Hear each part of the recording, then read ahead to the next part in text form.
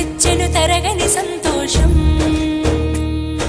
చైత్రమాస శుక్లాపక్షం ఉత్తర భాద్ర నక్షత్రం ఉగాది తెచ్చెను గుండెకు ఆనందం.